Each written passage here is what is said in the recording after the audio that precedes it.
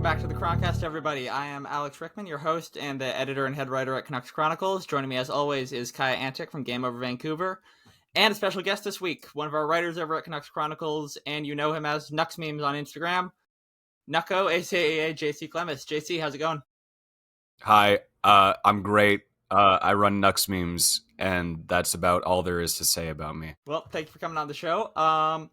Should we just dive right into what our first topic of the day is going to be? Can take the nods as a yes.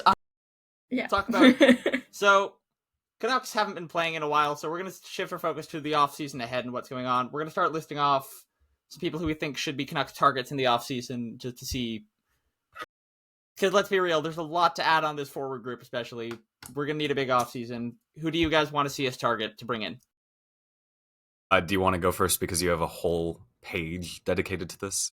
Oh, okay. So I'm the way I wrote this out, I'm not saying that necessarily we should target all of them, but I'll just pick some names out from the list. I wrote not that I want him on the team, but since we have a habit of signing hometown guys and then trading them down the line, Jamie Benn. Yeah. He's going to stay in Dallas. I don't want him as a Canuck, but he's from Victoria. Yeah, I mean, also, if you have that issue that we talked about with Connor Garland, I don't know if that gets any better with Jamie Benn, I'm going to be honest. It does not. It gets worse. I mean, it would definitely add to our grit, so for that reason, it would be pretty good. And leadership on the front end. Obviously, he's not what he used to be as a player, but if you can throw him on a third line or something, you could do worse just in terms of on-ice performance. But Swinner, Jamie Benn. He really is not like a marquee signing to be made. Yeah, I just saw him on the free agency list and I was like, oh, that's funny. That's fair. Andrei Kuzmenko. Yeah. Just for the bit. He's also a good player. Yeah. And no Tocchet anymore, but I don't know if the issue gets better with Adam Foote. I don't know if Adam Foote would like Kuzmenko more than Tocchet did. Yeah, I can see some similar problems persisting there. I think it's more reasonable to go for Kuzmenko if we had signed Malhotra, but instead we signed Adam Foote, who failed as a coach in the WHL after a season and a half. Or even like a Marco Sturm, just someone who's a little younger and fresher, might not be playing old man hockey. Yeah. But obviously I'm on board for Kuzmenko no matter who our coach is. Okay, I'm gonna skip a few of these. Luke Cunnin, solely because he has the same birthday as me, and to my knowledge, he is the only player in the NHL with the same birthday as me. So I did a whole video about this. So I know. This was the defenseman pick that I warned Alex about. Cody Ceci. Oh my god. No. Analytically, he was like by far the worst defenseman in the league this past season. I don't know about that one. I mean, he's good in playoffs. He's a pretty good playoff player. Yeah. He's like okay. We got Zadorov, so yeah. Are we used to? Anyway, who else do I wrote down? Connor Brown. I was just writing down Tyler Mott. Please bring him back. I feel like for the past 4 seasons or 3 seasons or whenever we traded him, it's always been like, oh, Mott's a free agent. Maybe we can re-sign Tyler Mott. And it just never happens. Every offseason we're bringing back Tyler Mott and Troy Stecher. Yeah. Last year, instead of bringing on Tyler Mott in the depth, we brought on Kiefer Sherwood, and I have to say, I think I kind of liked their decision. It was the right call. Probably a little bit. It was the right call. I thought you were gonna say like Daniel Sprong, and I was Danton just Heinen. Or Danton Heinen. Heinen sucked. that was not better. Sprong was a Podkolzin replacement, which is its own separate issue. So glad you did that. That's terrible. So well. Former Canucks third round pick Tyler Madden. Abbotsford would be absolutely juiced. I just remember so many hype videos, like the Canucks development videos, and there were so many about him, and then we traded him. Yeah, and people were so mad we traded him in that Toffoli trade, only for him to never do anything. And then, I mean, we also lost Toffoli, so it feels like that might have been a lose-lose trade. It was a nothing deal. It was a Benning deal. No one's a winner. It was a win-win if, like, Benning made any effort to re-sign Toffoli whatsoever. Or any of our free agents, really, that offseason. Or Benning did anything. He just fell asleep. Lou Lamoriello reference. Okay. There's another Pettersson that's up for a fourth. It's another. I think he's another Marcus Pettersson. Sorry, it's not the Pettersson we have. I am double checking. No, I'm looking for the other one. No, that's the wrong one. Should we bring back Lane Peterson just to try to corner the market on Pettersson names? I think he's also a free I was going to say, I think that Cal Peterson is a free agent. I don't know if he is. He is. I'm not sure we need a goalie at all. But no, maybe for the bit. For the bit, yeah. Okay, this is gonna bug me now. I'll just go to the RFAs and then I'm gonna try and find him. I made a whole list of RFAs. None of these are happening. I just really love the drama of offer sheets. Here we go. I said here we go, and then my brain just left the station. Noah Dobson. I mean, I like the player, but we really don't need another defenseman. Why not? It feels so weird going into a season saying that. We don't need another defenseman. Okay, where is this dude? There's a lot of names on this list. Pettersson watched 2025 on the Chroncast. We need to bring Kate Pettersson back. Oh, yeah. JJ Paterka. Jean Jason. Mm-hmm. He's a great player. Yeah, he's a good player. Another RFA, Eric Brandstrom. Well, he's already gone. He's signed in Switzerland today. Really? Yeah. 3-year contract with Lausanne. Oh, okay. R.I.P. franchise. R.I.P. Yeah, Adam Foote would not have liked him at all. Nope. Nicholas Robertson. Yeah. I mean, I thought that we might... during the trade deadline, when it seemed like they were going to trade him, I thought that might be a guy we could go after. We didn't do anything on that day, so it didn't matter. Shocker. Okay, I found Tyler Mott on the list, so this guy is going to be lower. You know who else is a UFA? Jesse Puljujärvi. We gotta give up on it. It's over. Instagram comments legend Travis Dermott. I really do like Dermott. I like Dermott. I wish he had more of a chance as a Canuck, but unfortunately he spent most of his time concussed. But he is an ally. That is Mr. Ally Travis Dermott right there. I love Travis Dermott. One of the most likable players in the NHL. Yeah. You want to bring back Riley Stillman? No, actually, I don't want to bring back Riley Stillman, if you can believe it. Jackson Nika's an RFA. Nucks legend. He's an LA King now. There's a video back when he was a Canuck 3 seasons ago, where it was the game in Ottawa, so I was there, and I was sitting 4th row from the ice at the boards, and I had said to my friend in the Uber to the arena, I think Jack Studnicka is going to score one today, and he hadn't scored one as a Canuck at that point, and then he scored, and you can see me in the background of the broadcast just going absolutely bonkers because Jack Studnicka scored a goal. I found the Pettersson. He is 25 years old. He's a UFA. He was last with the Dallas Stars organization. Matthias Emilio Pettersson. So not O-N-E-N, but he's just a for center. The bit. Center, shoots left. Yeah. Stack Abby. I'm going to look at his hockey DB because I don't understand that website. He's like some other... He's from Norway. Fire. Oh, there's also... He would be... If he made the NHL, he'd be the 3rd Norwegian in the NHL, which I know off-rip because Zuccarello and then Lilleberg in Tampa. Emil Martins Lilleberg. Norway is not a very popular hockey country for the NHL. Mm-mm. That's my fun fact of Norway for the day. Interesting. They have a lot of ice. They do. Yeah, I have a couple more. Okay. These are RFAs, so grain of salt. Matthew Nyes. Great player. Would love to have him. Don't see it happening. The offer sheet would be so much, and then the Yeah. compensation we'd have to give up too for Naz would also be quite a lot. Hey, if we have to give up a GM, I think that they can have Jim. They need a president. Shanahan's gone. Yeah. Thankfully for the Leafs. Mr. Oh, what's his pretty boy Vincenzo, Luke Evangelista?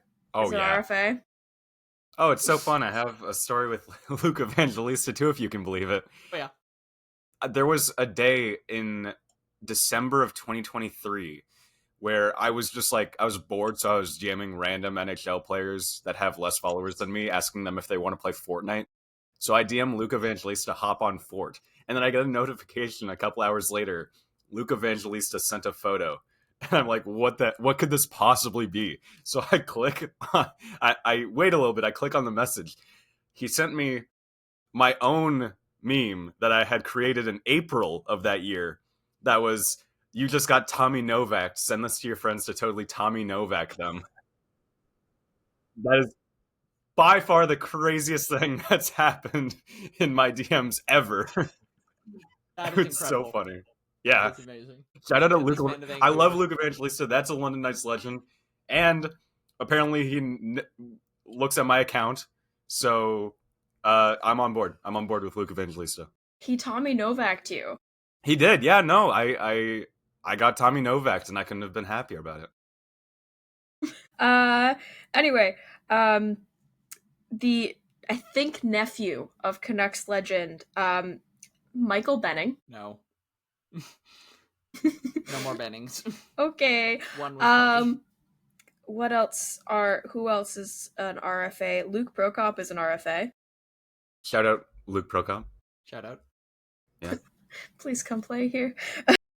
We need something good in this organization. Maybe not particularly an NHL player, but having him in the system would do wonders for the PR. God, we need that. Alex Laferriere. He's great. Not Alexis Lafreniere. The other better one. The one that had more goals this past season. True. And then to round it off, Chicago RFA center Akuratu. You might as well. Hey, you might as well. Maybe they could be the next with brothers in this organization before. Yeah. You never know. You never know.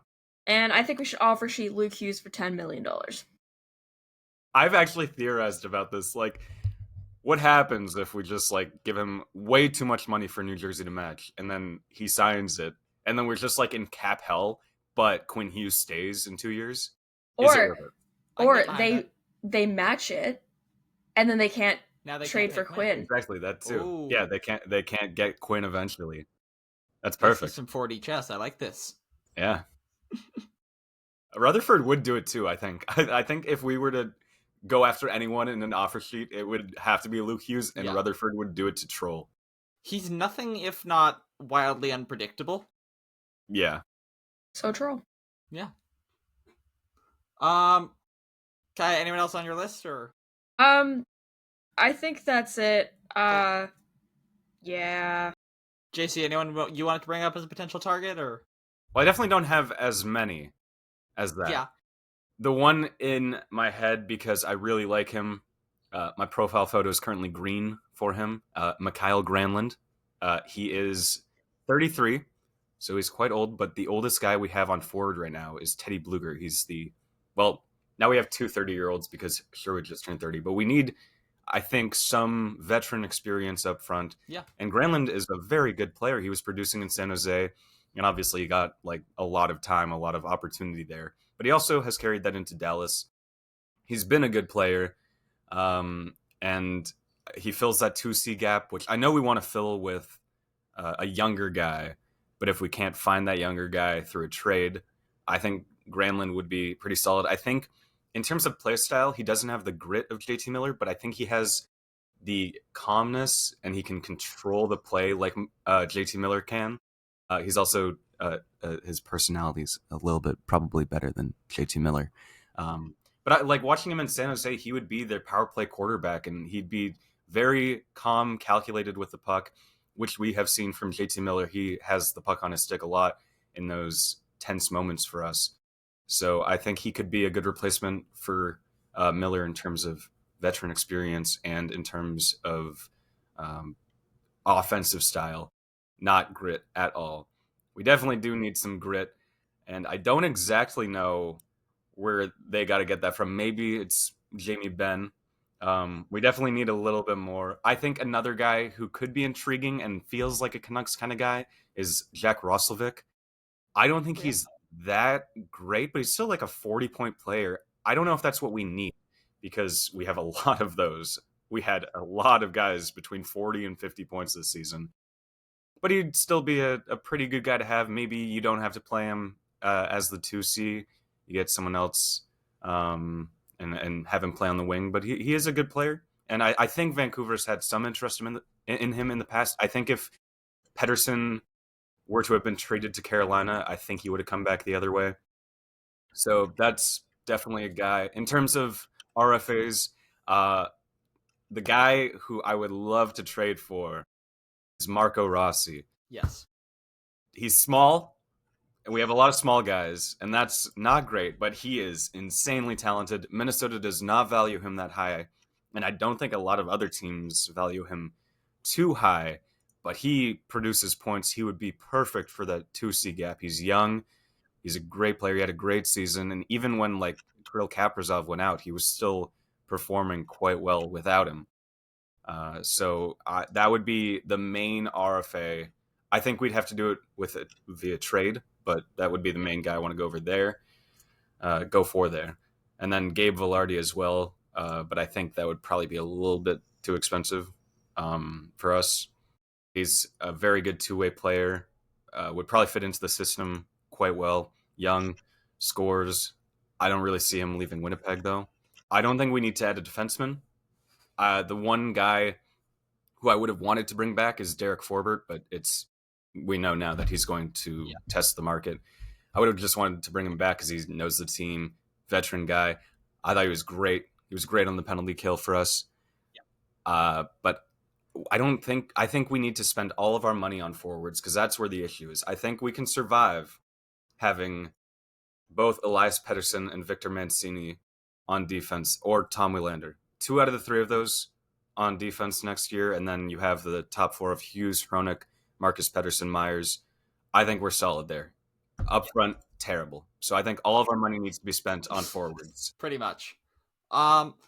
Just a few names I want to rattle off. Also, we'll say Rossi, I really agree with. The size thing would be a concern, but if you can address that by adding guys down the wings, I think you can kind of get around it. Speaking of size at 2C, I know he's not exactly a popular figure right now. I am going to mention Sam Bennett. He is such an asshole on the ice, but you kind of want the assholes on your team. He would be... liability. That's the guy I would have said would be a Miller replacement in terms of, veteran and grit. A team's apparently going to give him $10 million. If we give Sam Bennett $10 million, I will jump out of a window head first. That's reasonable. The player himself would be good for this team, but... Like, just the on-ice fit, I do really like, just, again, because he plays with that grit, he plays with that tenacity, he's not gonna let anyone go after his teammates, he's gonna push back, and I felt like last year, a lot of the time, we weren't pushing back when people targeted Quinn Hughes, so I really want to make sure that changes this year. If that $10 million figure is true, I will rethink my thoughts on signing Sam Bennett. The other name I want to mention, this is more as a guy who I know a lot of people in our fan base have been wanting, who I really don't want to see become a Vancouver Canuck. We have talked about him a little bit on the show in the past, is Mitch Marner. Because as good of a player as he can be in the regular season, $15 million for Mitch Marner in the postseason with what we've just seen against the Florida Panthers feels like a really great way to never win a Stanley Cup and to really just no longer have the cap space to get Quinn Hughes back when you need him. Yeah, it would be the entirety of the cap space that we do have free agency. Yeah, it's pretty much Mitch Marner or fix the forward core. And Mitch Marner is on the opposite spectrum of fix the forward core, so... Yeah, it definitely doesn't add to our toughness at all. Yeah. That's for sure. Or if the Islanders are going to go into fire sale mode, which it seems could be happening, I'm going to mention 2 guys here. One is going to be local guy, center Matthew Barzal. Would be great. Would be a good addition. Like, bit of a concerning injury record, but just when he's healthy, that's pretty much a perfect addition. As to our speed too, local boy, and you're getting so excited over the next guy he's going to say. I want to say it would be funny if we lost Besser and got his 2018 Calder rival the very next season. That would be funny. I hadn't clocked that. That would be funny. Okay. It's not going to happen. I'm going to just preface by saying this. But Bo Horvat would be nice to have back. I absolutely agree. London Knights legend. Yeah. Bo. I resigned to the fact that we're never going to see him in a Canucks jersey again, but I would love to see him back. London came back. Yeah. Then just speaking of, like, trading, like, you were mentioning Marco Rossi would probably have to come via trade. What do you guys think should happen with the Canucks' upcoming first-round pick? Because obviously we're in a position where our prospect pool right now is not particularly strong, but also this draft class isn't very strong, and there are clear needs on the forward core. Would you be willing to part with the 15th overall pick in order to get, let's say it's Marco Rossi, if it's him or other high-end forwards who might be available on the trade market? Maybe Barzal. If it's someone under the age of 25 who can definitely score like 60, 70 point potential at least, I'd say part with the first round pick and other things. If you're spending that first round pick on Unk, then no.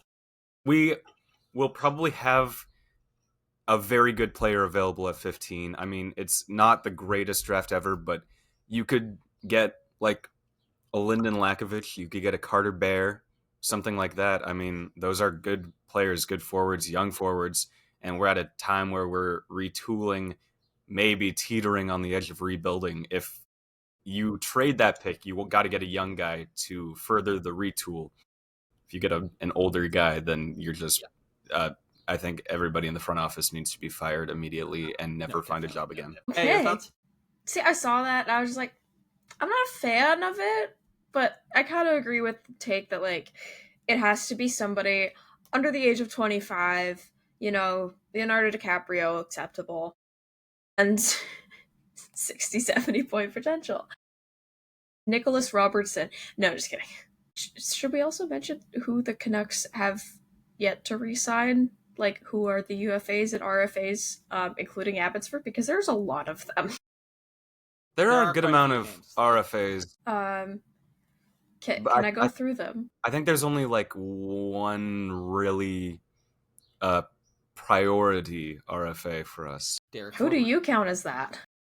Atu Ratu. Okay, because I was just like, I completely missed his name, and I was like, yeah, priority Jet Woo. Not like, him. okay. Our RFAs, Nikita Tolopilo. I'd assume we bring him back. I would assume we bring him back. Max Sasson. Definitely. Should bring him back. Should bring him back. Tristan Nielsen, who is my favorite Abbotsford player, so if they don't bring him back, I will be very upset. Why is he your favorite? I don't know. Oh, okay. I picked him. I think he'll be back, be it on, maybe not on a two-way, but maybe on an AHL deal. Yeah. Like, I think he stays in Abbotsford. He's signed to a two-way right now, but if we need grit, I don't know. Christian Felton, defenseman. I'm pretty sure he spent the year in Abbotsford. Ty Glover. Atu Ratu, aforementioned. Surrey legend Arshdeep Baines. I'm sure he'll be back. Yeah. Jet Woo. And Cole McWard. Those are the RFAs. Yeah, I just think most of those get contracts, but there are really only 3 guys there that would have any impact on the Vancouver Canucks, and I think Ratu's really the only guy who should be spending more than 40 games in Vancouver this season. I actually think he should be spending the whole season there. I'm hoping he can spend the whole season there. I think he's... I would like to see Ratu probably be given a shot to take the 3C job. Yeah. There's also a number of UFAs. There's the big 3, Besser, Suter, Forbert. Forbert's gone, Besser's gone. Suter, we don't know yet. We don't know for sure. I think he's gone, but they seem to want to try again at him, and obviously I'm very on board with that. I don't think I'd want to bring him back as a center at all. I don't want to give him a center role. He cannot win a swear on this. Am I allowed to swear? I'll bleep it out later. Okay. He cannot win a face-off to save his life, but when he played on Miller and Besser's wing in his first season as a Canuck, he was very good there. His hockey IQ is great. I would love to bring him back. Great on the PK. Just not as a center. I don't want him to be a center anymore. Yeah, like I certainly wouldn't be planning on having him as a center. If you need someone to fill in for a game or two, he can obviously do that, but I would plan to have him as winger. Just like the versatility he brings. You can put him on any line and he's going to get the job done. You need guys like that. So I think if you can get him back for a reasonable cap hit, Hugh Suter should be someone they should be targeting. If he's willing to re-sign at this point, which might be a bit of a question mark. Yeah, I'd be like somewhere around if it's anything above like 5.5. I think that's where I'm like, yikes. Yeah, I think like 4.5 would probably be about where I start to get uncomfortable with him. I think realistically, his value's in like the 4 millions. But there's definitely a team out there, I think, that would give him a crazy contract because of the fact he had a career season, scored 25 goals, and he's has like 5 tools on him. Just can't win faceoffs and can't skate. But best hockey IQ on the team, I think. There's also Akito Hirose is a UFA. Guillaume Brisebois is a UFA. We gotta keep Guillaume Brisebois. We have to. He's been on the team for so long now. It's really funny that if we bring him back, he would be the guy who has the second most time with the franchise after Thatcher Demko. So after the trade deadline, he's going to be the longest tenured in the franchise. Yeah, I think it would be so funny if Guillaume Brisebois were our longest tenured player. I honestly would love that. There's also Nate Smith. Again, these are mostly Abbotsford players. The next is Phil DiGiuseppe, who I want to bring back, but solely for the vibes. I love PDG. Noah Juleson. No. Oh my god. If they sign him, I'm no longer a Canucks fan if they re-sign him. Oh my god. Okay, so you get a 6x6. And then last but certainly not least, who I definitely think that the Canucks should re-sign and consider, Christian Wolanin is also a UFA. Yeah, he's a great guy for Abbotsford. I feel bad 2 seasons ago. He had like the season of his life in the AHL. He was like a point per game defenseman. And I don't know why he never got a chance with Vancouver that year because we were so bad. But yeah, I think he would be great to bring back. But I feel like organizational depth. I wouldn't really mind if he went somewhere else just because he doesn't have an NHL chance here. And I feel like he deserves a shot somewhere else. No, that's a very good point. Like, I would love to have him back, but he does deserve to get that shot. And if he's going to get it as a member of an NHL team somewhere else, it would make the most sense for him to go there. I mean, I'm also like partially wary of giving full-time NHL minutes already to Mancini and Pettersson. I think Pettersson, if he has a good training camp in preseason, I think he's earned it. He was very, very good. I mean, he played like 30 games last season. He was solid. I don't know. Like after Shilovs, I'm like very wary of giving these players like full NHL status if it's a smaller sample size. I get it. Shilovs was a very different situation, but yeah, I don't know. I'm just like let them cook. We've had a history of rushing prospects in recent years, so I get where you're coming from. Vasily Podkolzin being one of the strongest examples to me. Nils Höglander. Yep. I think Pettersson will be good. I have faith in him. Mancini is someone where I can see more of a concern because he wasn't like great analytically this year, but not that I'm worried about it. He's 22. It was his first season in the league. He had to play for the Rangers, and I mean, that's not fun. But he has shown glimpses of being great. We'll get into this. We'll get into this in a second. Yeah. I think maybe they sign a depth guy on defense just in case, but I think we can be okay. Yeah, I think having somebody as like you said, someone like a Derek Forbert who can play ideally as a 7th defenseman while the young guys are playing this year, but can step in if needed, would be great to have. Not Cody Ceci. Cody Ceci isn't even like a 12th defenseman. Cody Ceci's like an ECHL top D man. Cody Ceci gets second pair. demoted to BCHL hockey. Yeah, we can loan him to. Maybe we can loan him to the Vancouver Giants. Maybe he can play against 17-year-olds. Maybe No. he'd be good then. Loan him to the freaking Cowichan Valley Capitals, man. Like, Kunlun Red Stars said they weren't interested in Austin Matthews and Mitch Marner, but would they be interested in Cody Ceci? Maybe. I think he'd fit the team well. I cannot believe that was a real tweet still. They don't care over there. Those KHL teams, I mean, they're not going to get in trouble for any of it. No, I mean, you may as well, right? Yeah.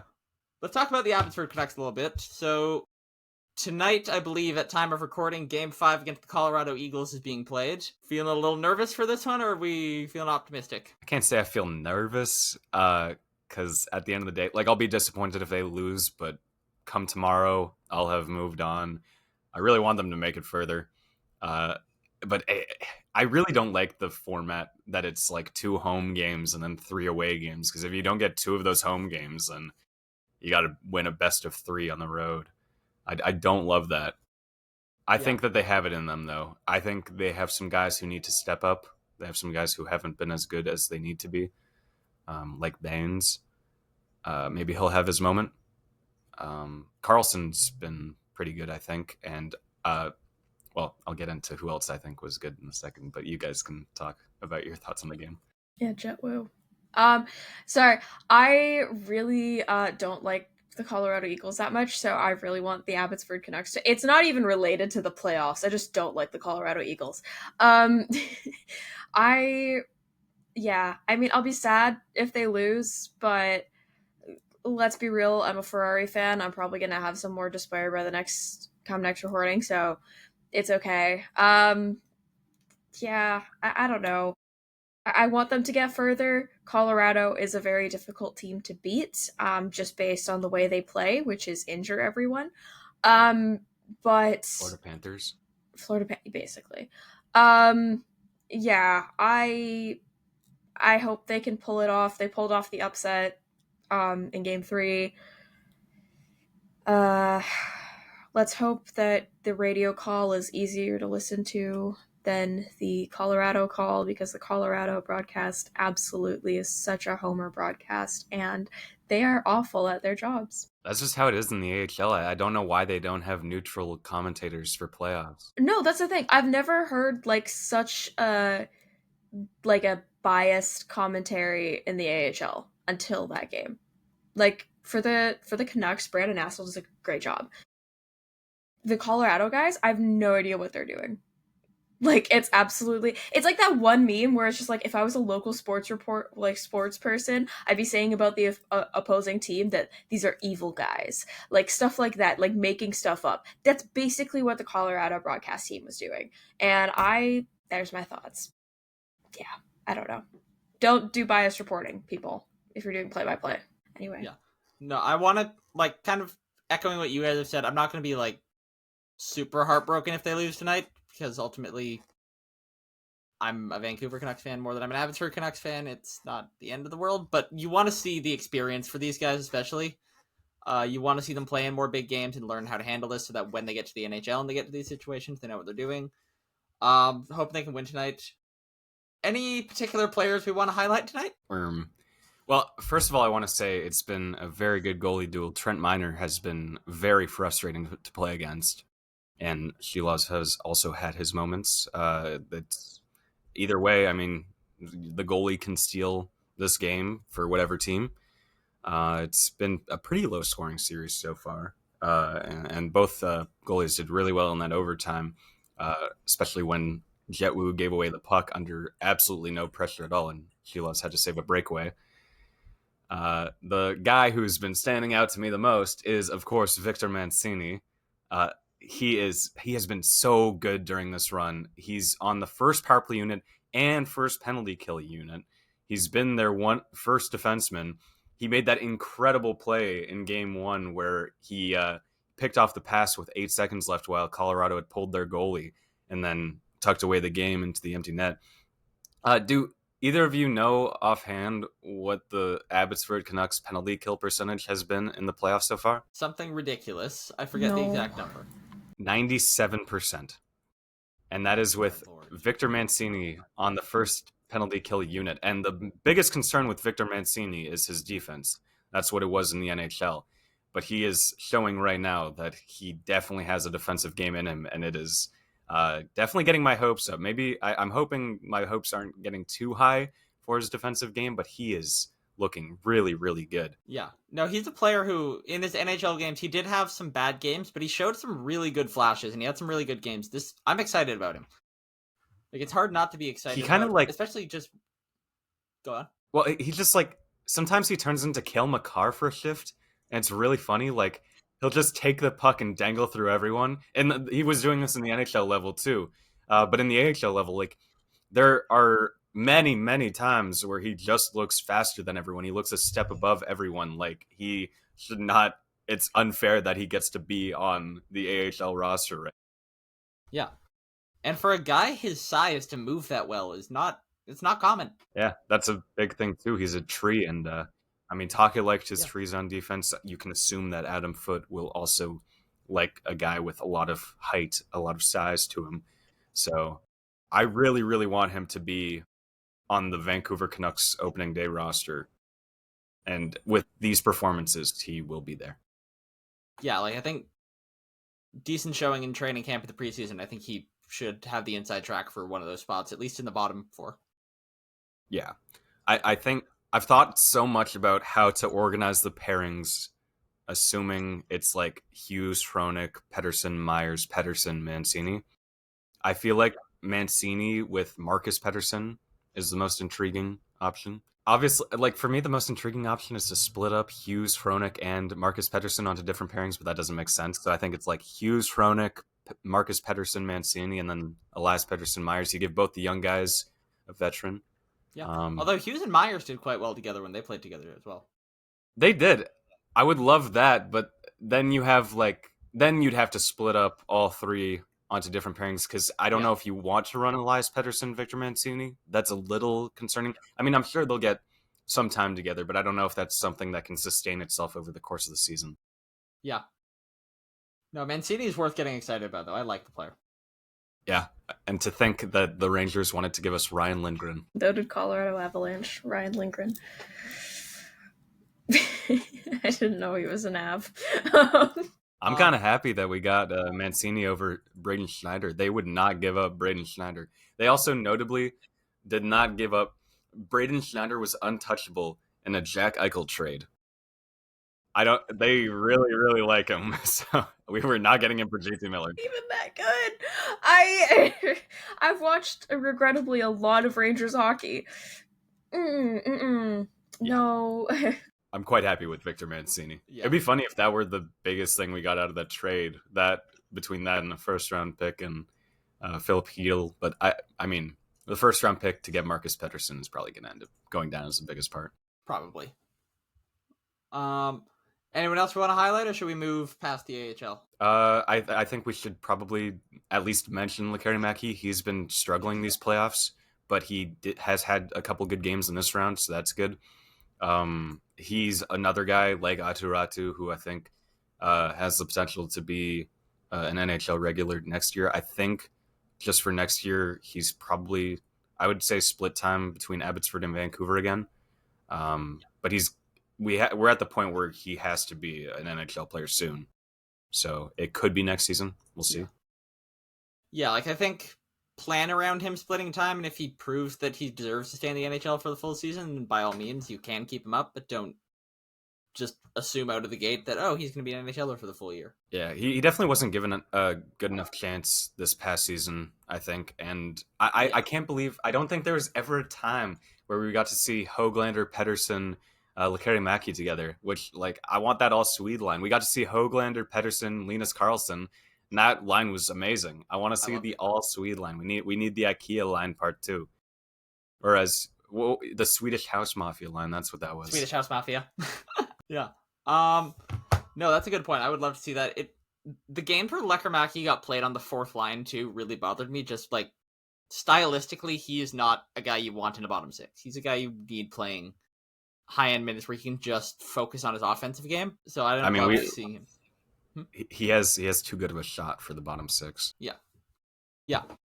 And I will always love, I've mentioned this on the podcast multiple weeks in a row, I think, but I love seeing him cause a Jacob Markstrom crash out in that game in New Jersey.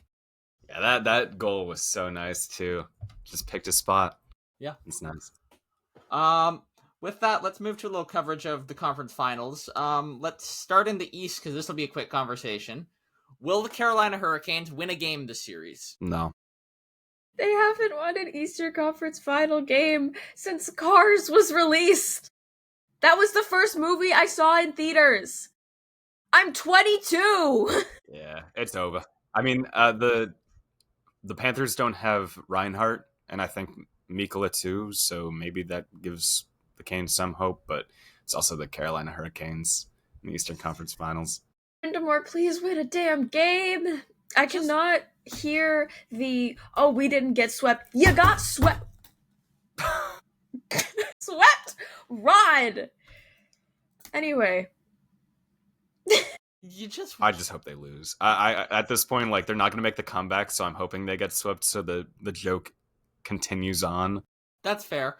I was just hoping we'd get a series here and not what we've seen. This has just been... It almost makes me just sad to watch. I mean, I'm very bummed out. Not for Carolina. I don't feel bad for them. They're the ones putting us through this. I feel bad that we're going to have to watch Florida play another Stanley Cup final.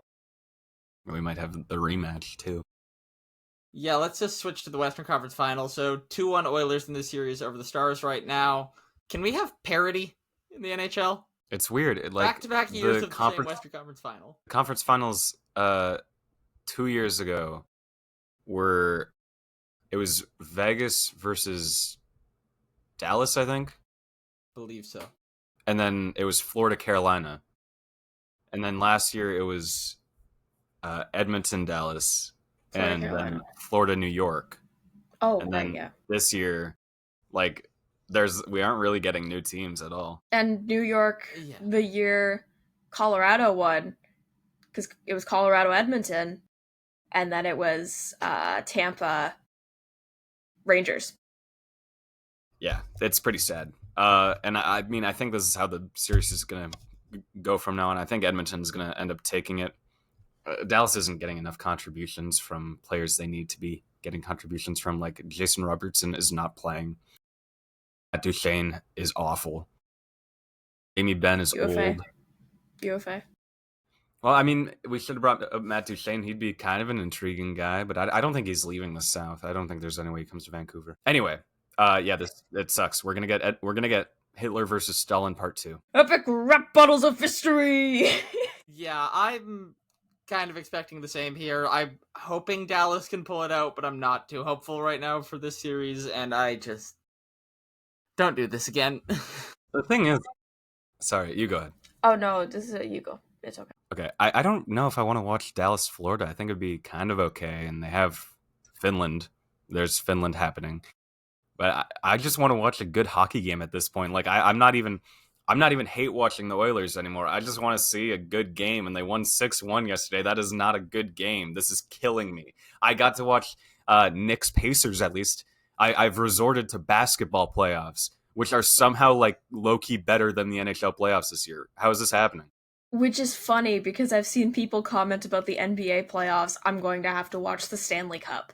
Like, Even fire. I mean, that Knicks Pacers series is crazy. Every single game's been like right up to the end, like action, one overtime game. The Tyrese Halliburton shot. I mean, yesterday the Knicks made a 20-point. The Knicks cut into a 20-point lead, won the game. That's what we need in the NHL. We need another game where Edmonton blows a 3-1 lead or something. So we need their goals to count for 2 points each, and then goals from farther out count for 3 points. Yeah, that's yeah. It should be 2 points if you score beyond the blue line. And you know what? With Stuart Skinner in net, it could happen. Maybe not right now because he's locked in. But yeah. Who is this, and what has he done with Stuart Skinner? They put a mustache on Cal Pickard. He's only injured. See, I was thinking, like, you know how Jeff Skinner hasn't played since game 1? Maybe they put the other Skinner in net and didn't tell anyone. And he's just crazy. UFA. Give me Jeff Skinner.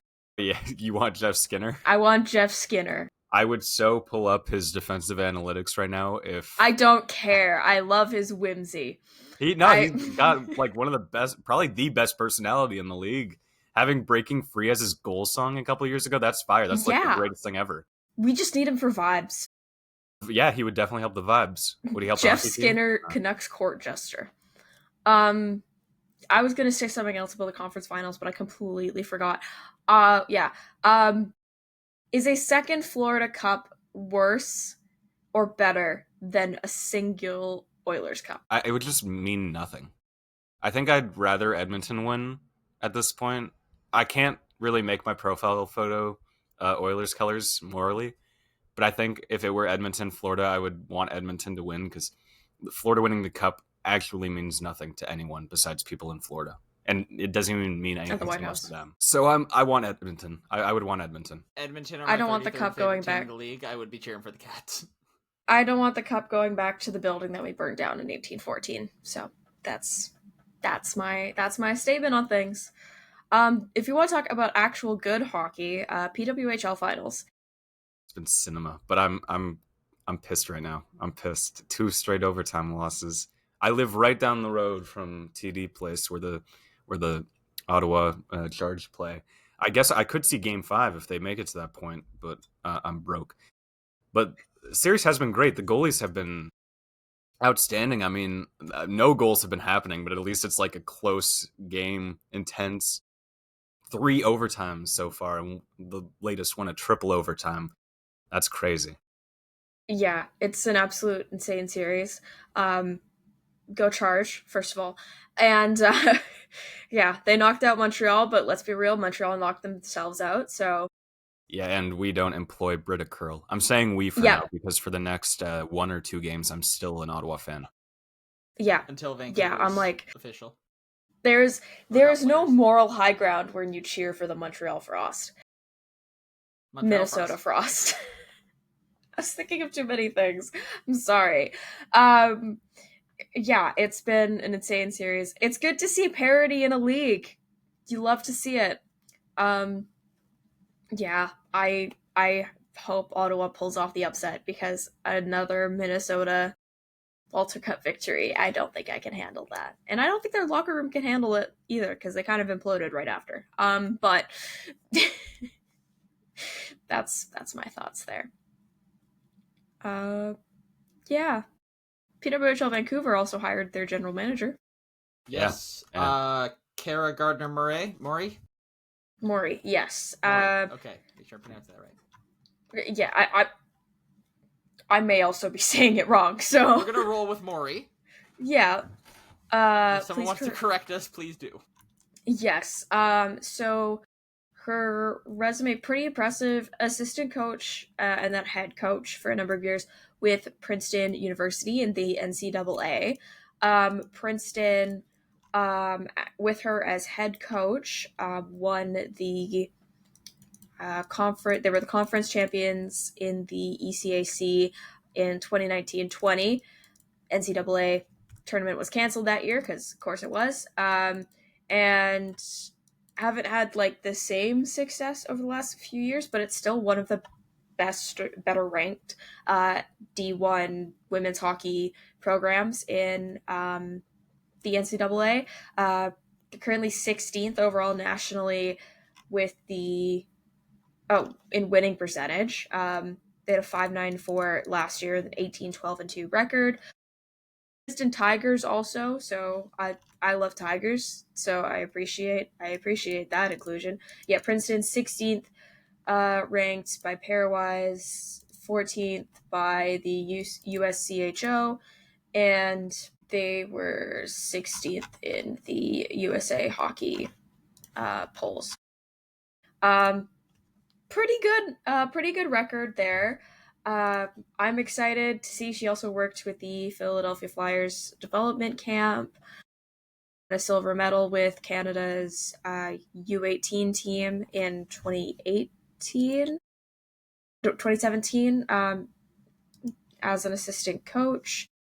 Yeah, it'll be interesting to see. She was also very crucial to the Princeton's run in the 2016 Ivy League championships.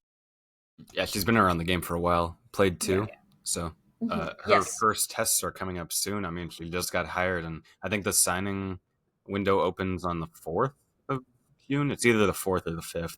So she doesn't have a whole lot of time to get acquainted before she has to make some very, very big moves. Yeah. So signing window opens June 4th, closes June 8th, expansion draft June 9th. And at the end of the expansion draft, both Vancouver and Seattle have to have 12 players, and then they'll have to, find more players after that. But she also coached Sarah Fillier. Hope I'm pronouncing her last name right. But she, one of the top rookies, if not the top rookie, for the PWHL this season with the New York Sirens. She was first overall last year. Yeah, she's great. Unfortunately, the Sirens suck. Or maybe fortunately. I mean, I'm not connected to the New York Sirens like that. More Connecticut Sirens, really. New Jersey Red Bulls. I like... Let's be real here. New Jersey Jets and Giants. New Jersey. I think the expansion draft and signing window rules really benefit the expansion teams. I think that Vancouver is going to end up having a really, really good team because, teams can only protect 3 players, and then once you relinquish 2, you get to protect another one. But that's going to leave a lot of people open. The one I'm starting up my own account. I've got a team on board to start up an account for this, and I've been creating graphics. And the player that I've used in my model graphics is Gabby Hughes. And I'll give you one guess as to why I chose Gabby Hughes as that player. I wonder why. It would be so electric if we got another Hughes to Vancouver. And it's definitely possible. I mean, I don't know. Like, Gabby Hughes would be one of the, on the fringe, maybe protect list, but I don't know if she'd get protected. And I think if she's not protected, she's going to one of the 2 new teams. So it's definitely possible. I'm trying to think of who Montreal would protect, because I'm a Montreal fan first, so I'm like, it's got to be MPP. Definitely. It's probably Marie-Philippe Poulin, Laura Stacey, because and package deal. It's like, do not separate them. And then and Renee Desbiens, maybe. I think that's probably their 3. So there's still a lot of good players on the Montreal Victoire. Jen Gardner. Yeah, so the league is rigged for Vancouver for once. It's in our favor. Well, it's not the NHL, so of course it's going to be rigged in our favor, because the NHL just really hates Vancouver. How embarrassing would it be for the Canucks if the Vancouver PWHL team won the Cup their first year? Meanwhile, they already have a practice facility in the Canucks don't, which is kind that's of embarrassing in its own right. Yeah. What's their practice facility? Oh, it's the Agrodome, right? Which, the fun thing about that, too, is the Canucks were talking to the PNE at one point about getting one of the arenas, so the Canucks may well have been looking at getting that very barn as their practice facility. Get the Forum! Get the Forum! It's historically important to the Canucks as well.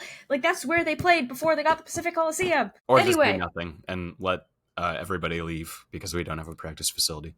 We need the practice facility with all the hot tubs. That's why Rick Tocchet went over there. To Philly. The architects of the Philadelphia Flyers practice facility have, the entire thing on their website, and I just went through. Yeah, it was really interesting. Why do they have hot tubs? I don't... could you imagine you're Matvei Michkov and you're trying to, chill after practice and John Tortorella walks in? Yeah, maybe not the most relaxing hot tub experience. Yeah, exactly. John Tortorella gives the vibes of someone who'd skinny dip in a hot tub. Oh my god. You do it as an intimidation tactic to Cam York too. Good thing he's gone. I wonder if he ever gets another NHL job again. It's been said about other guys, and Hey, the team's probably gonna have to make a statement. Anyway, Immediately after hiring him. yeah, if you have to make a statement after hiring somebody, you're probably not doing it. You're probably not hiring the right person. Probably not. Shout out Anaheim Ducks. Anyway, World Championships. World Championships. So I'll just start with this before we get to the bit you want to talk about. How do we lose to Denmark? It's Denmark. Yeah. Team sucks. Quite simply. You owed it Because to they didn't have Marc-Andre Jacob Fleury Rush. to get him a trophy here, and we didn't do that. Didn't even let him Denmark. play. No. Just starting to trust Jordan Bennington's goaltending ability again, and then we lose to Denmark with him in net. It's not even like he was that bad. I just Anyway. can't imagine that it was still a close game. Yeah. So, in the final, Team USA take the win over Switzerland. Pay tribute to Johnny Gaudreau afterwards, putting a Gaudreau jersey over the trophy, which, nice to see that. They actually honored Congratulations him. to Canucks players Drew O'Connor and Connor Garland on their win. Anything else you want to add? Yeah, I mean, respect to Switzerland. I think they beat USA in group play, and then they only lost this game in overtime. They did great in this tournament. Imagine if they had Suter, too. Could have done even better. But, I mean, this has to be a great moment for Switzerland ice hockey. They played great.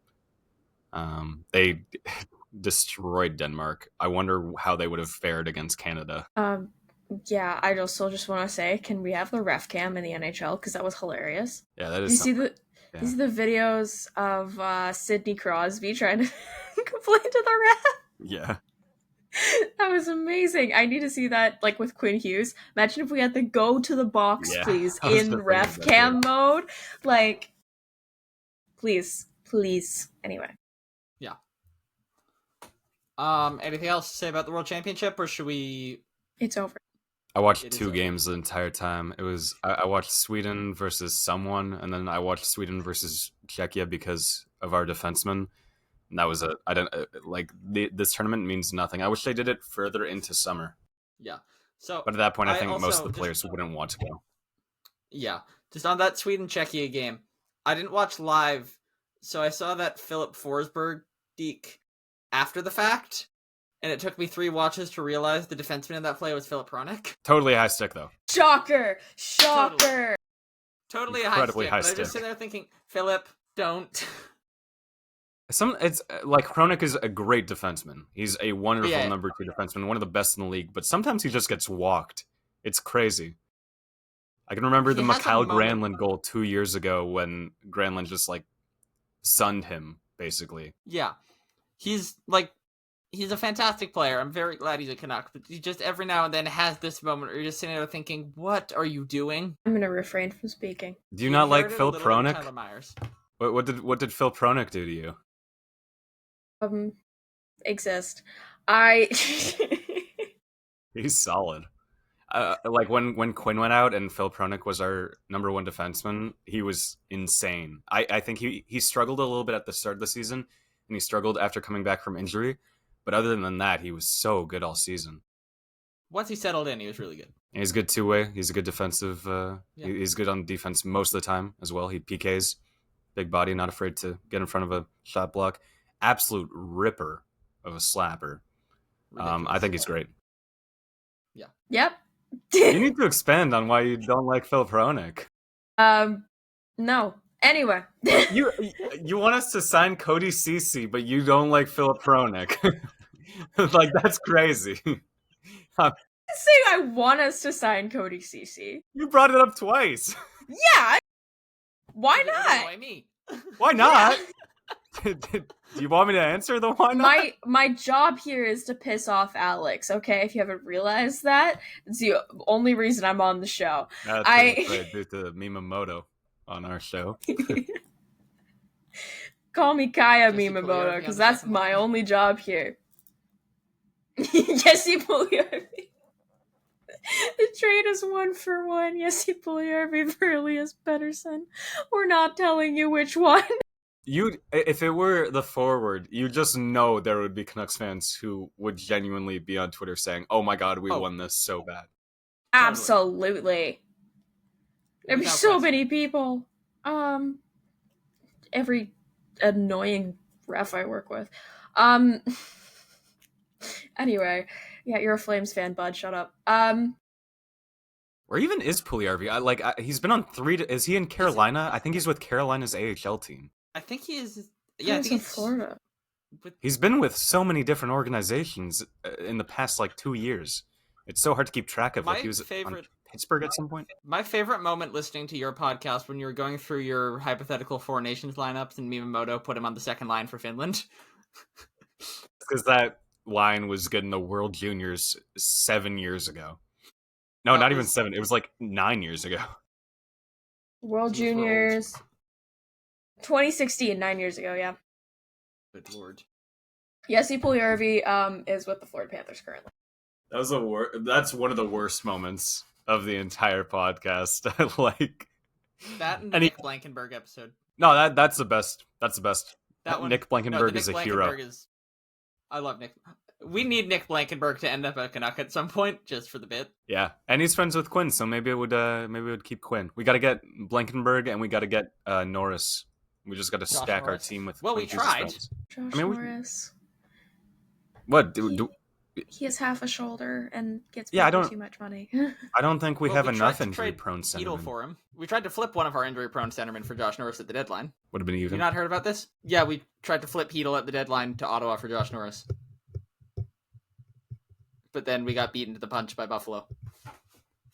And now Josh Norris has been sentenced to Buffalo State. We got beat by Buffalo? Okay. Well, they offered Dylan Cousins. Right.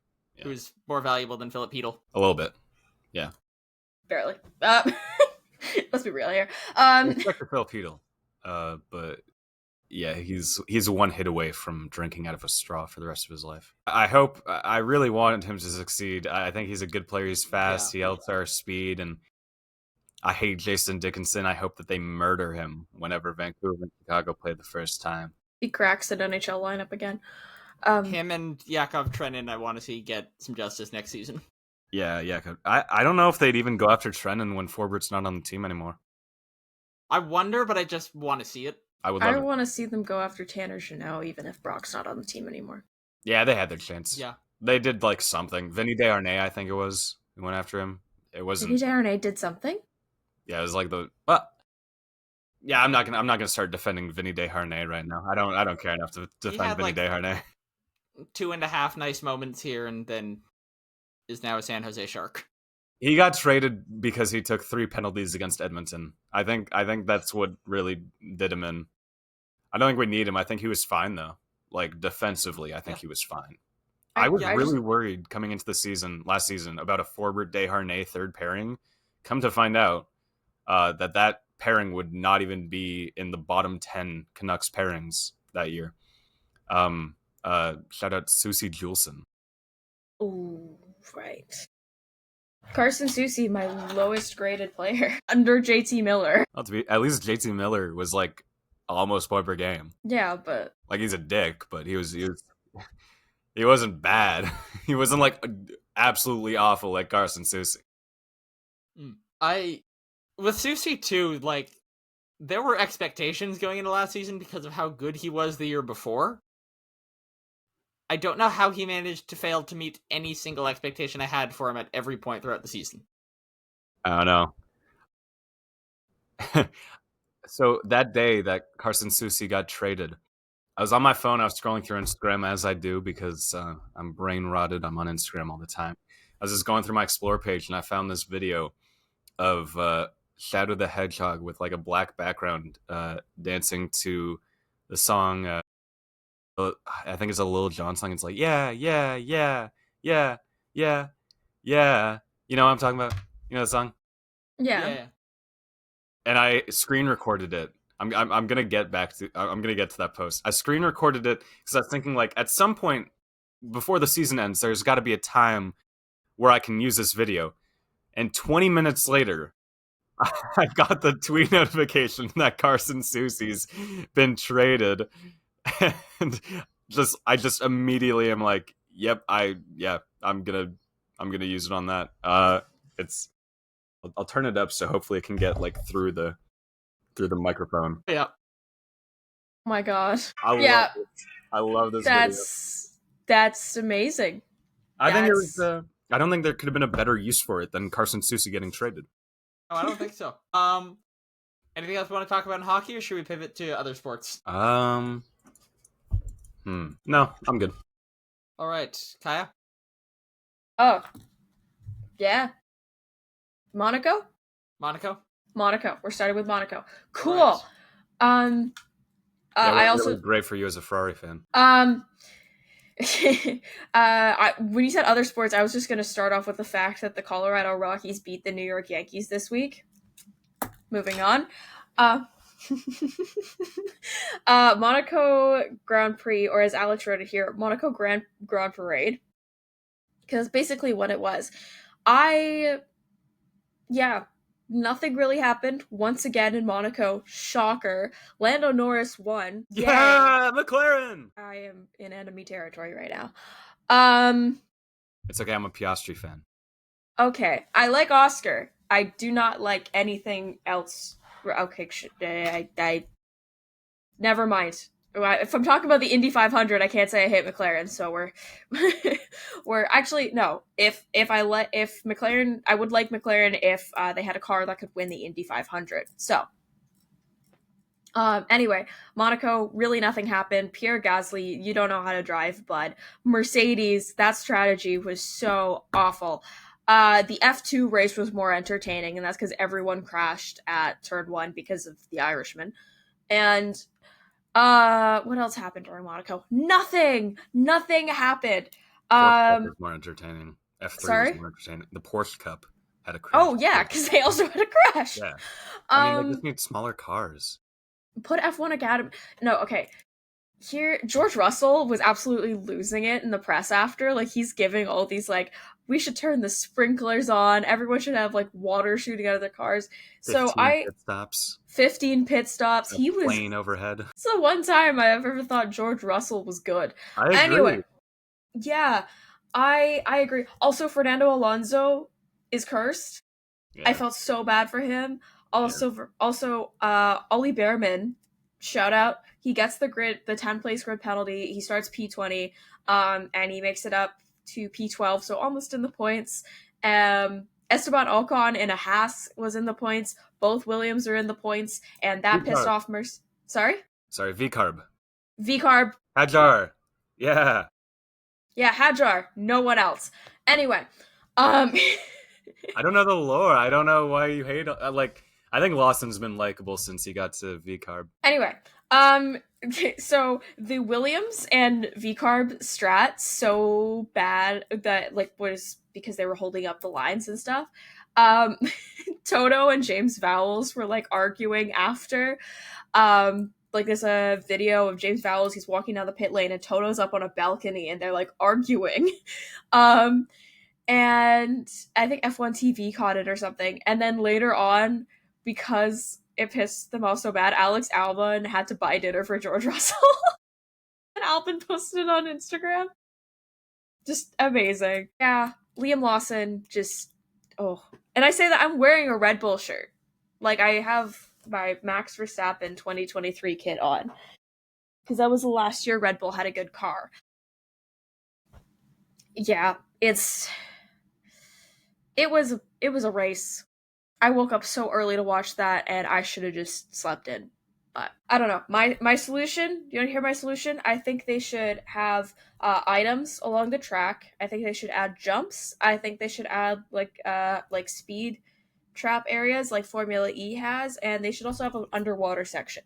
And they should also have a song playing on loop, and then it's only a 3-lap race. And then when you get to the 3rd lap, the song speeds up.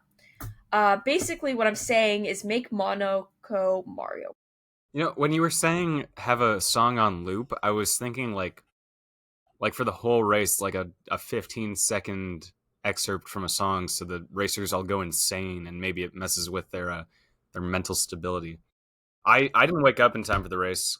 I didn't care. I watched qualifying. I was like, yeah, that's probably how the race is going to end. I got really drunk and then I slept until noon. See, for Lawson, I didn't like him when he was on Red Bull. I thought he was cocky, but since he got to VCARB, the content that the social media team has put out has been really good, and it's been swaying my opinion because him and Hajar have been doing these lip syncs to these random videos.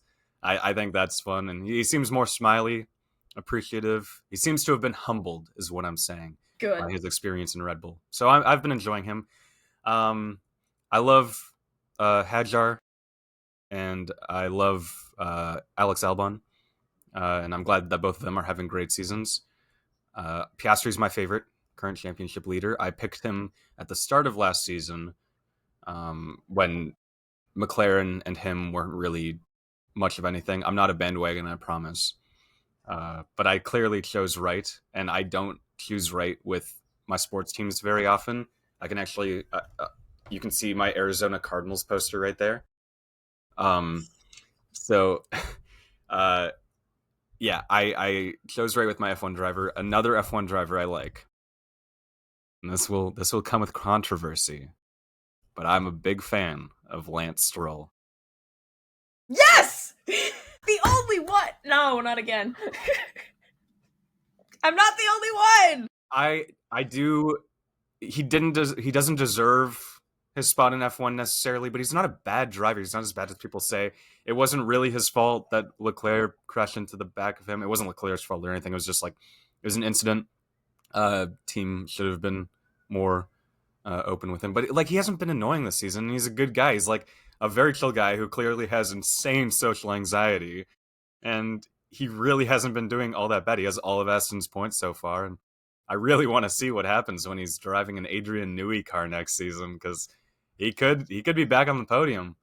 Maybe I need a Lance Stroll podium so bad.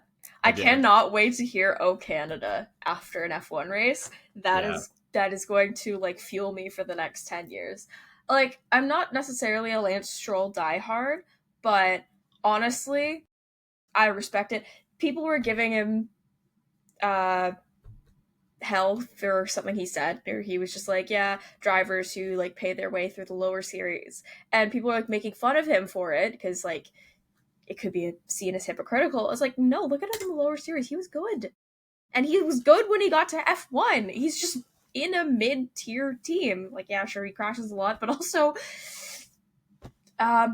could be worse. We had Latifi. Goat, of course. Tifi, of course. I miss Tifi. Mazepin! Franco Colapinto has a 90% crash rate, okay? No, I also hate Franco Colapinto. So we agree on everything except for I don't like Ferrari and you don't like McLaren. Yay! I mean, I'm not saying I like Ferrari, it's just that I am a Ferrari fan. It's like how I don't like the Vancouver Canucks, but I'm a Vancouver Canucks fan. Exactly. Yeah. I mean, okay, I will say about this year, because I have spreadsheet tracking this, there were more places gained and lost this year than there were last year. Last year, only 6 drivers either gained or lost places. And this year, only 4 drivers did not change the order, and it was the top 4. But can I add something though? Mm-hmm. There was one on-track overtake, and it was on lap 1. Lance Stroll did one. I don't know why, but they're not tracking it. Lance Stroll did one on Nico Hülkenberg. There was one recorded where it was Gabriel Bortoleto putting his car on a wall. Yeah. I feel bad for him. He's funny. He's underrated. He's in a Sauber, so he's in a lawnmower. He's in a tractor. I mean, he proved what he can do in F2. Hopefully, when Audi takes over, I want to. We need a Hülkenberg podium so bad. That we better really be a car. Most 4th place finishes in F1 history, I believe. Anyway, yeah, I mean, I've been enjoying this season because Piastri's good. I feel like during qualifying, I'm not even a Piastri fan because I just know he's going to make it to Q3. So, like, I'm a fan of him when Q3 comes around, but for Q1 and 2, I'm just watching Stroll and Albon and Hajar and just hoping that they all make it. And I think must be nice. I think last race they all made it, and that was pretty dope. Yeah, I don't know. I like Ferrari, but like my favorite driver is Max. So I'm struggling on both sides. This year. So yeah, must be nice to have your little orange team doing well. It's fantastic. Yeah. Piastri better lock in a little bit. He's been losing the points recently to Lando. I'm a Lando fan, but Oscar's like my second favorite driver. I'm a McLaren fan. They're my guys. Lando winning from pole this week too, which it's Monaco. It doesn't really count if you win from pole. That's just you didn't throw your car at a wall. They should remove the walls and just have drivers driving into the harbor like they used to. Yeah. I mean, Lando won from pole in race 1, right? Yeah, he's won from pole. Yeah, this is his second win from pole this year. He hasn't been bottling it, which is not good for my agenda. So fantastic for mine. Shut up. He's definitely overhated. I mean, I would love to see Lando get a championship, but you just know, like, everyone's gonna be like, oh, it's just a car. Oh, he won because he's in the fastest car instead of like he's a good driver. Yeah, he's good, but he's not great. Oscar's the great driver on that team. I feel like right now, it's pretty equal between the two of them. Lando has championship points separating them. Lando had so many years to prove himself, and he's only good now because the car is good. Oscar, is a champion in the lower series, and he had 10 plus podiums before he had this rocket ship, though, right? Like, they can both be great. Yeah. That is an option too. Yeah. You're only allowed one good driver. It worked out so well for Red Bull. Yeah, and right now it's working for Ferrari because they have Lewis Hamilton and some bum. I don't think Charles Leclerc is a great driver anyway, so I'm like, Lewis Hamilton is. I think Charles is overhyped. He's a good driver. Ahead of Lewis in the championship right now, by the way. It's because Lewis is old, and his race engineer sucks and hates him. So it's Ferrari. They all suck and hate them. No, did you see the clip? He's like, "Are you mad at me?" And his race engineer just didn't answer. Are you kidding me? He doesn't answer questions. Like, my dad is better at communicating than this dude. Honestly. Ricky, these are not new inters. What inters are these, Ricky? Ricky, these are not the winters. I don't know. That is not how Carlos Sainz sounds, but I do the impression. You know what? He's Carlos Sainz. He got wined and dined by James Vowles, and now he's doing great. So, I like James Vowles a lot. I think he's a great team principal. I like the videos he does after every race. He's very open about the team, and he's assembled a great team. I mean, Sainz, Albon, it's doing great right now. Albon, so good this season. Yeah, he's so underrated. Fantastic driver. He needs a podium this season. He could have gotten he probably wasn't going to get a podium in Imola, but he definitely deserved P4 in Imola. Mm-hmm. He's so good. Yeah. I'm hoping they can keep improving the car because Albon in particular really does deserve to have a good car that can compete. Anyway, we got Spain coming up this week, so maybe this is when Fernando Alonso gets his points. And then in 3 weeks we have Canada, so maybe Lance Stroll has something in his bag for Canada. I want chaos at Canada again. That was so fun last year. I was I went to free practice 2 and 3. Free practice 2 and 3, I think. Or maybe 1 and 2. I don't know. I went to some free practice at some point last year. It was really rainy, but it was fun to see. And then I watched the race itself. I was in a group of 6. 3 of them went to the race, and 3 of us went to some Montreal bar that was like a really francophone bar. They hated us. And we watched the race from there. And to make it worse, we were cheering for Haas at that point because Haas had that crazy start. So we're cheering for the American team in this francophone bar. The waitress stepped on my shoe. Oh my God. I'm not going back this year, but I definitely want to go to the race at some point. And it is a very entertaining one, especially if it rains. One of my favorite tracks. I wanted to go so bad this year because F1 Academy is also there. And it's Chloe Chambers. She's in her 2nd season. So they're only allowed 2 seasons in F1 Academy. She's my favorite driver. And I'm like, please, but no. I had to graduate college that weekend. So yeah, sucks. Could have skipped it. I could have. I want to go up the stupid mountain. But yeah, Canada last year, that was insane. Please do that again. Spain, I don't remember watching. I just remember that was the last race Max won before Brazil. Yeah, I definitely didn't wake up in time for Spain. This Europe trip where all the races are at 9 a.m. for me is difficult because I wake up naturally at 12 or 1. I know that you guys have it worse. I know you guys have it worse, but we have to remember that I'm on the BC sleep schedule because of the Canucks. I go to sleep at probably like 1 a.m. your time. So waking up at 6 a.m. your time is not doable. I was running on 4 hours of sleep all day yesterday. It's okay. It's not worth it. It's not worth it for me. It's not worth it for Monaco. It wasn't worth it for Monaco, but I mean, we'll see. I'll try to get up in time for Spain. I mean, Canada's gonna be easy to get up for. Yeah. So I'll just ask one more question here before we move on past F1. Cadillac's coming in next year. Who do we want on their lineup? Checo. Okay, I have a theory. Okay.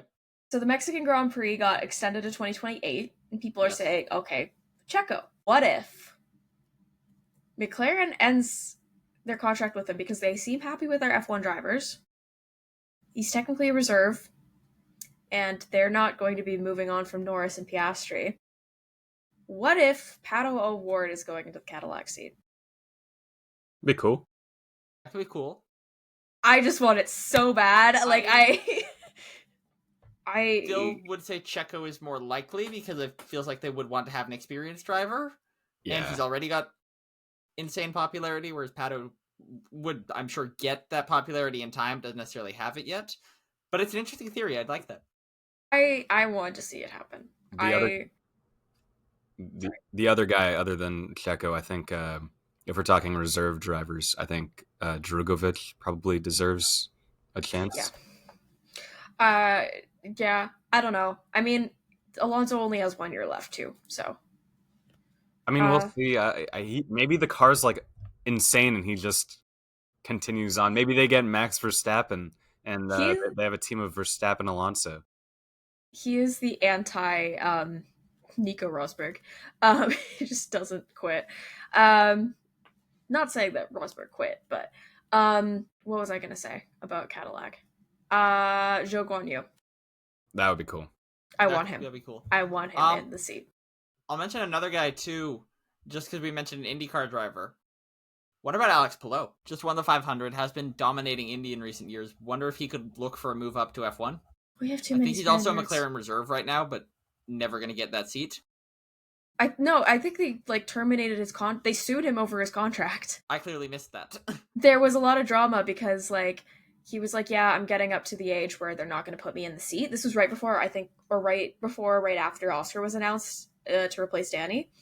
And yeah, I don't think he goes in. He's not going into the McLaren seat. I think the only reserve driver technically is Pato. They have Valtteri too. McLaren? They share with Mercedes. They share custody? They share custody of reserve drivers with Mercedes.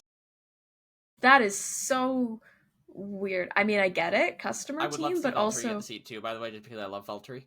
Oh yeah, I don't think he's going to. But I think he's done. But yeah, who is the dude who raced in the Indy 500 who also races NASCAR? Kyle Larson. This is why I want Kyle Larson to get the seat so he can get absolutely cooked. I want him to come P22 every single race. I like that. Yes. Yeah, this is why I wanted to talk about the Indy 500. Kyle Larson, you suck, buddy. That crash when he went out in the 500, you do not know how to drive a car. Logan Sargent could run circles around you, okay? You got on the grass so early, and he just crashes in. He causes so much havoc. There were so many cautions, and then he crashes out of the NASCAR race later anyway. Kyle Larson, you suck. You suck. I know I'm a Max fan saying this, so you're probably going to be like, oh, bias. I don't care. Kyle Larson, I'm a better driver than you, and I do not have a clean driving record if you ask ICBC. Shut up. Speaking of Logan Sargent, I mean, I'm a big fan of Logan. I felt bad for him a lot last year. James Vowles hated him, and he was rushed into F1. I would love to see him get the seat, but he definitely will never. Yeah, he's not. I don't even know if he's coming back to racing because he was supposed to be in the European Le Mans series. Yeah. And the endurance, and he was he's not on a bad team. He's on a team with Jamie Chadwick. She's awesome. But yeah, I don't think he's. Then he dropped out before the season, so I think he's. Based on his Instagram stories, it seems like he spends most of his time golfing. James Vowles broke him. James, honestly, that's why I'm like, when you talk about James Vallis, I'm just like, yep. I like him besides that. But Yeah, besides the Logan Sargent situation, I think he's a good team boss. And I mean, it's not like Logan was going to have the seat this year anyway over Carlos Sainz. So. Yeah, obviously. He was out of the job anyway, but then he brings in Franco Colapinto, who cost Williams more than Logan did. And also has fans that attack Jack Doohan. Oh, yeah, and basically anybody. Everyone, yeah. Basically anybody. Like, he's gonna become, oh god, what's the guy's name? But there's an IndyCar driver who also had that type of fan base a few years ago. Like, he was literally dropped because of issues with his teammate his first couple years with their fans, and then the next year he crashed with Theo Porcher, and there were a lot of fans going after him, and even though he released a statement in quotes, he went and was liking their tweets, like their posts and stuff later on too, and then he got dropped. I forgot his name, but that was a thing. Any racing series besides F1, to be honest. I got into F1 a year and a half ago because basically I'm from London, but I'm in Ottawa for school. My dad in London has a Wii where I get to play Mario Kart all the time. But while in Ottawa, I don't have a Wii and I want to play a racing game. So I was like, yeah, some of my friends play F1. Why not? So I only played it as a Mario Kart substitute. I put my camera angle on like the third person angle, which every fan of the game hates. Every time I post a clip, someone's like, "Why are you using that camera angle, dumbass?" and stuff like that. But I only got into it because of the game. Yeah, I only got into F1 because of the game. Yeah. I don't know cars that well, but I've learned about F1 pretty well. I definitely won't get into NASCAR. I'm not American enough. No, I also F1 is the only one I watch. I could see myself getting into Indy. Maybe I like the 500, but I haven't watched anything else really. But yeah, F1's the only one I know about. I like to watch cars go through, so I. That's very fair. Yeah, F1. It's only like it's not on all the time, so you need something to fill the gaps. It's like hockey. The reason that I got into a lot of sports is because of hockey off seasons. So yeah. Should we quickly touch on the NBA and then wrap things up? Yeah, I mean, I really said all there is to be said for me. I haven't watched any of OKC Minnesota, but I've watched all of Indiana New York, and that series has been so good. The Pacers have black magic on their side, but it ran out yesterday because Karl Anthony Towns went crazy in the fourth. This is a good matchup. Two good teams, pretty stacked all throughout. I really hope Indiana wins it though. Yeah. The little 90s throwback series is pretty cool to see. I chose last offseason when I was trying to get into the NBA, I chose to become a Thunder fan, which is a move that has paid off brilliantly. Last game did not really go our way, but let's see what happens here tonight. Get SGA championship. Seeing a Canadian lift the Larry O'Brien trophy would be really cool. Yeah. I think there's some good in every current remaining team winning. Yeah. Like Minnesota, I like Anthony Edwards a lot. I think he's a cool guy. It would be cool to see him because he's one of the potential faces of the league. KC would be great for Canada basketball. Indiana would be amazing because like Tyrese Halliburton was named the most overrated player in the league as voted on by the players. And he's come out and he's had a very good playoff season. And then for the Knicks, not a lot of good in that, but I do like Karl Anthony Towns. And I mean, he's had a little bit of a rough go in his personal life over the past few years. Yeah. So it would be nice to see him win. Especially if it were like a Minnesota-New York finals, to see him win against Minnesota would be pretty cool. Yeah. I am nationally obligated to be a Nuggets fan, so I don't really have an opinion.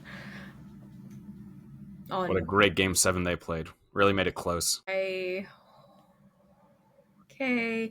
My team lost in 6 in the second round, so I can't talk. It's okay. I only like the Nuggets because I'm contractually obligated to like Jokic if I want to be allowed into Serbia. So Fair enough. Yeah. That'll do it.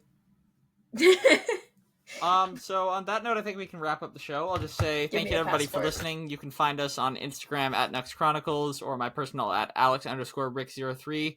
JC, where can people find you? I run Nucksmemes. If somebody has gotten this far in the episode without figuring that out, I feel like that's more on them. Kaja, what about you? You can find me at I'm perceived. You can find me at Kaja May pretty much everywhere. Kaja with a J and May with an E. And yeah, that's about it. There we go. Thanks for letting me talk to someone on a podcast that isn't Kyler Miyamoto. It's been nice. It's been nice for once to record a podcast. Shout out to him. So thank you everybody for listening. Thank you to Helmet Marco for listening, and we will see you all next week. Goodbye.